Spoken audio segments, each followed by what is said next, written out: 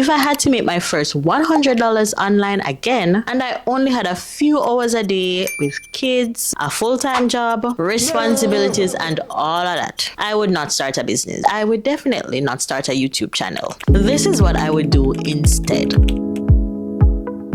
Let me show you the exact steps that I would take. The first step is stop trying to come up with a perfect idea. Your product idea already exists in one of these three places. Number one, things people already ask you for help with. Whether you're at work, with your family, around your friends, whatever they normally ask you about, that's an idea. Number two, something you had to figure out the hard way. Number three, something that you do easily that other people struggle with. That's it.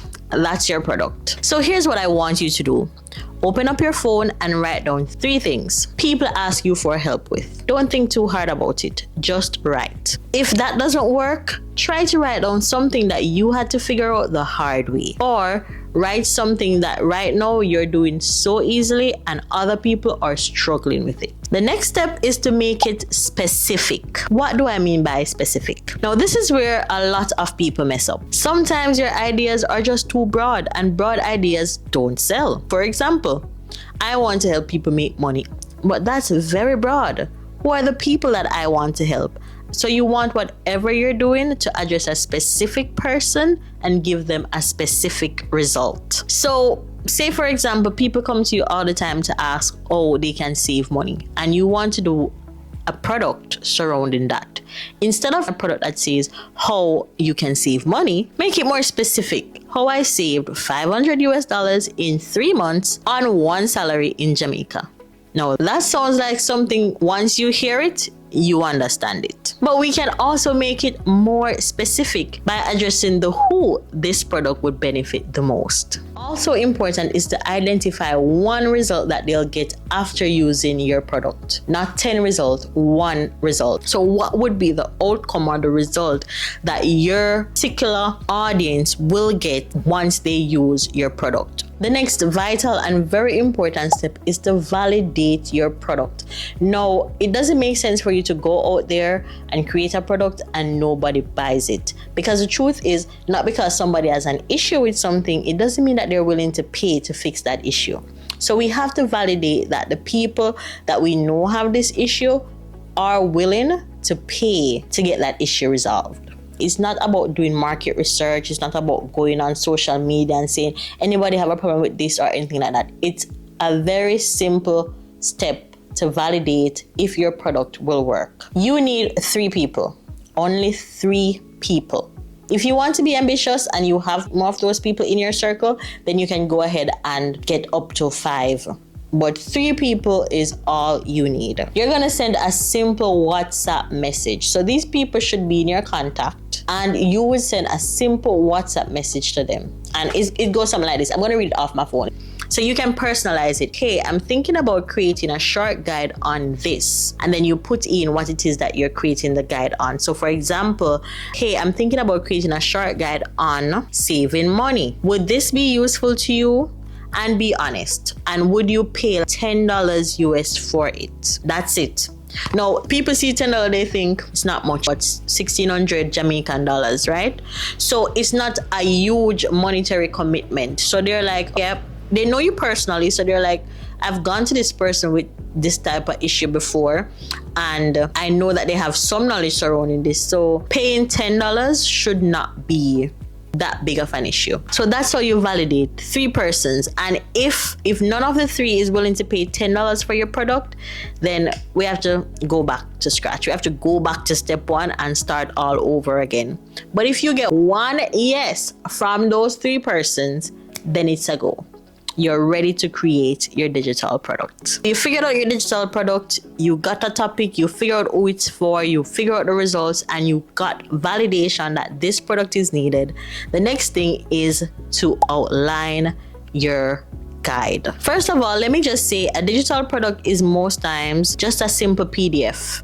But what makes it valuable is the transformation that it provides. Your guide can take different formats. You can have a tips list, a checklist, a how-to, or You can wing it and just write paragraphs or whatever format, but you want to ensure that it's easily digestible so that the person that you're sending it to will be able to read it and will not feel overwhelmed by the amount of information that's in it. So before you even start, you want to limit yourself to the number of pages that you'll be using. I recommend that for a guide, it should never be more than 25 pages. 25 pages is actually long, but it's also dependent on formatting. Write no more than 15 pages. Maybe after formatting, it will bring you up to 20 pages, but you want to keep the word between 10 to 15 pages long. You can use AI to assist you with the outline. Listen to me. This goes so much faster if you're using AI. It's not about having AI replace you or do the complete product. So you could use a prompt and use them in either Claude or ChatGPT or any preferred LLM. I'm trying to sound techie, so I said LLM. Anyways, so you can use these prompts there and it can assist you with coming up with an outline for your digital product. So the next step after outlining your digital product is to write it. Now, this part will tend to scare people because not everybody considers themselves a writer. But the truth is you don't have to be a writer. And I'm not going to tell you, go and let AI write it. That's not what I'm going to tell you to do. If you're able to have a conversation about the topic that you're addressing in your digital product, then you can create a digital product. Here's a hack. So use this option in Google Docs. Use the mic icon on your keyboard, and then you're basically just recording what it is that you want to say about your digital product. And that is a way that you can write your product. If you want to type it out, you can type it out as well. And then of course, you're going to use AI to help optimize what you have already written. Fix it up and make it more coherent. You have your digital product pretty much drafted. So of course, after you've done that, it's time to design the product. When we say design, people tend to overthink it. People think complicated Canva designs, and you can use the document that you just got from ChatGPT or Claude, and then you can go on Canva and plug it into a free template and save it as a PDF. I'm oversimplifying that part, but I probably will have to do another video about this little section here. Not that it's complicated, but it will require some more explanation. But if you're familiar with Canva, this should be easy for you to do. If you're not familiar with Canva, you don't have to use Canva. You can keep it in a Word document and then export it as a PDF. That's also very simply done. I've bought digital products, PDF documents that clearly did not have any design put into it, but it brought me from point A to point B and I didn't regret buying it. And then from there, we're going to move on to what is becoming one of my favorite platforms, Gumroad. This is not a sponsored video, I'm not that big yet, and I'm not an affiliate, but I am sharing this information about Gumroad because I've had people ask me, how can they sell digital products online without using PayPal or opening a US account and so forth? So the answer to that is Gumroad. Gumroad is very easy to use. You go to gumroad.com, you create an account, then you create a new product. When you create a product, you'll be expected to put in the title, the description, create a thumbnail or a cover for your product, which is just for presentation purposes, and then you can upload the product there. Once you do that, Gumroad will provide you with a link that you can share with anybody. That link will bring them to what is called your product page, and they'll be able to purchase your product from that link using a debit or credit card. But how do you get your money? Because this is about making money, right? Gumroad will have it transferred to either your local bank account or PayPal if you have PayPal. So I have a Scotia account and I pretty much just connected it to my Scotia account. You'd be required to upload a picture ID, but it's an easy process and you can complete that process to get payout. Now, some things that you can bear in mind is for the bank transfer, it has to reach a minimum threshold of $100 US. So less than that, they're not going to transfer it. But once it gets to $100 US, they'll transfer it to your local bank account. Gumroad also charges a 10% on all purchases. So if your digital product is for $10, Gumroad will be taking $1 for every purchase, which isn't bad in the grand scheme of things.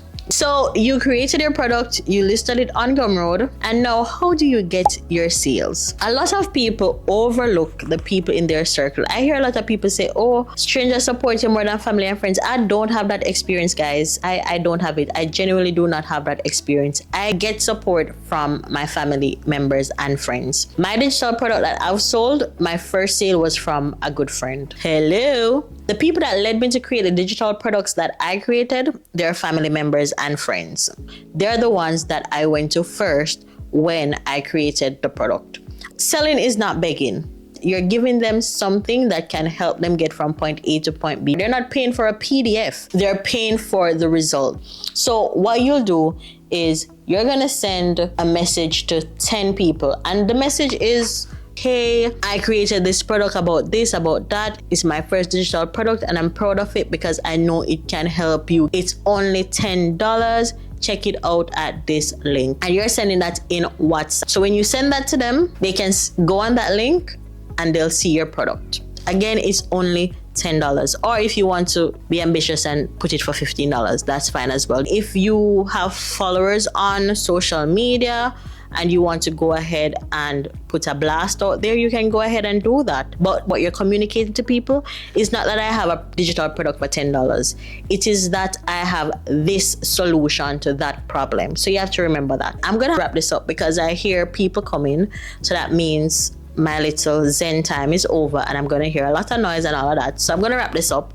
But I have something great for you guys. If you want to make your first $100 online, then you can check the link in my description. And guys, thank you so much for watching. And I guess I'll see you in the next one. I probably have to do a follow-up because I don't like that I'm rushing the end of this. But you hear them? Just to be safe, I'm going to wrap it up here.